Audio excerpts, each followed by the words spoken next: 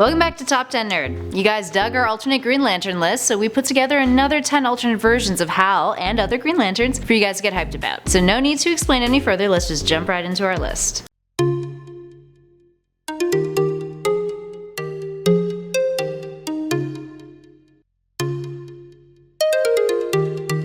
And at number 10 is Dr. Spectrum. Starting off our list is a Marvel character that is an homage to the Green Lantern. Dr. Spectrum is part of a supervillain team called the Squadron Sinister, whose all 4 members are loosely based on DC characters. So perhaps homage is the wrong word here. How very cheeky of you, Marvel. The other members of the group were Hyperion, Nighthawk, and the Wizard. So take a guess at who is supposed to be who on this team. They're opponents for the Avengers, and Dr. Spectrum's version of the ring is called a Power Prism, which gives him very similar powers to Green Lanterns. And at number 9 is the animated series Green Lantern. Released in 2013, this animated series was cancelled after 1 season due to the fallout of the Green Lantern live-action film. Poor Ryan Reynolds. It was the first TV series for the hero, and it follows Hal Jordan as he travels the frontier space, where Green Lanterns are being picked off by Red Lanterns. It was also the WB's first CGI television show that was animated. And at number 8 is Simon Baz. So this one's cheating a tad since it's a Green Lantern who was present in the main continuity of DC during the New 52. But he's definitely an interesting enough version of the Green Lantern that we had to include him on our list anyway. Simon Baz is a Lebanese-American Muslim from Detroit. Before becoming a Green Lantern, Baz was a bit of a criminal, street racing with stolen cars that had armed bombs attached to them. But he's definitely changed his ways though. He was also the mentor to the first female Green Lantern on Earth, Jessica Cruz. And at number 7 is Earth 31's Green Lantern. Earth 31 is the universe that Frank Miller's The Dark Knight Returns and All-Star Batman and Robin take place in. In All-Star, Hal tries to dig into Bruce by calling him out on his aggressive and downright ruthless tactics when facing villains and criminals. Bruce mocks him for it though, being a much more gritty version of the Dark Knight than the Earth 1 version, and calls him dumb as a post. Hal makes another appearance much later in The Dark Knight Strikes Again, where he actually admits that Bruce was right all along. And at number 6 is the Injustice Green Lantern. Focusing on the initial series here, so excluding Injustice 2, so there's no spoilers here friends, unless you haven't read or played the first one, in which case you should probably get on that. The game is super fun and the comic has some, well,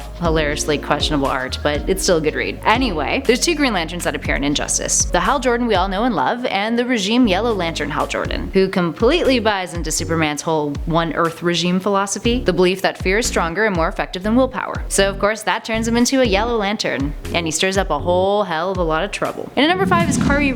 First appearing in Green Lantern Volume 4, Issue 98, she's the Green Lantern of the 31st century. Kyle Rayner encounters her accidentally when traveling to the future, which he also does accidentally. She's a descendant of Kyle's, and when he loses a fight to a group of fake Green Lanterns, she's given his power ring, which recognizes his genetic signature, therefore allowing her to use it, and rescues Kyle with it. And at number 4 is the Red Sun Green Lantern. From Superman Red Sun, this Green Lantern lives on Earth 30, where Superman's spaceship landed in Soviet Russia instead of the USA. He's become a bit of a tyrant leader now that he's all grown up. So where does Hal Jordan fit into the mix? He was a distinguished and incredibly decorated fighter pilot during the Cold War for the USA, and when the Soviets shoot down his plane in the 1980s, he's taken prisoner by communists. When he returns to the USA, President Lex Luthor picks him for Project Codename Green Light, in which the US Green Lantern Marine Corps are created in order to bring down Superman's Soviet Union. And at number 3 is Kingdom Come. Earth 22 features Alan Scott, the original Golden Age Green Lantern, as the main Green Lantern in this universe. He's combined his lantern with his armor, giving him a self-renewing power source, which also gives him an extreme amount of power. Now that Superman is retired, he steps up, and he's built a space station in preparation for an alien invasion that